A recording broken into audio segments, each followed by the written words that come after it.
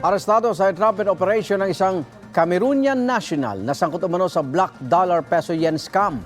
At yan ang unang balita ni John Consulta.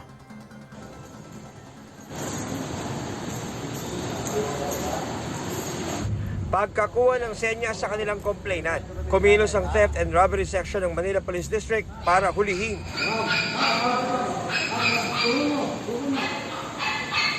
Ang Cameroonian national na si John Madison Salifu na umuloy nasa likod ng black dollar peso yen scam.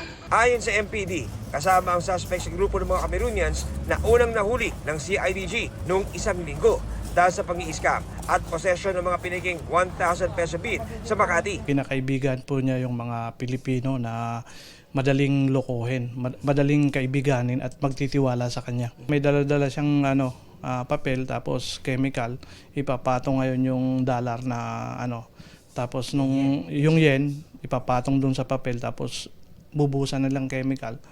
Ayun, parang trickster nagmumukhang pera rin, nagmumukhang yen. At yun yung sinasabi nila sa bibiktimahin nila na madodouble nga your money. Sumbong ng biktima, kinaibigan siya ng dayuhan sa social media at saka inalok na pararamin ang kanyang hawak na yen.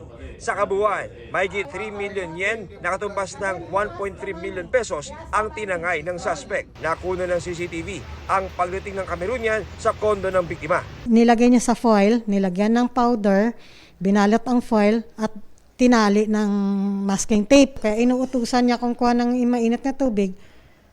Pinalitan na niya siguro yung pera ko na kasi yung ibinigay ko dito puro black na hindi na, wala na kasamang yen Ngayon problemado ako kasi nga syempre natangay niya kasi lahat ng pera, lahat ng savings.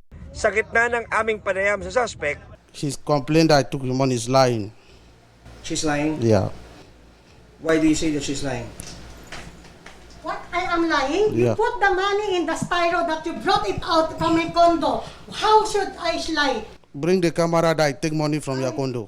So You are the liar because you have two ID, different kind of names. kinasuhan na ng reklamong swindling at estafa ang suspect. Yung mga nabiktima nitong foreigner na ito, na pumunta kayo dito sa himpilan ng Manila Police District para sampahan natin ang kaukulang reklamo. Ito ang unang balita. John Consulta para sa GMA Integrated News. Igan, mauna ka sa mga balita. Mag-subscribe sa GMA Integrated News sa YouTube. Sa mga kapuso abroad, subaybayan nyo kami sa GMA Pinoy TV at sa www.gmanews.tv.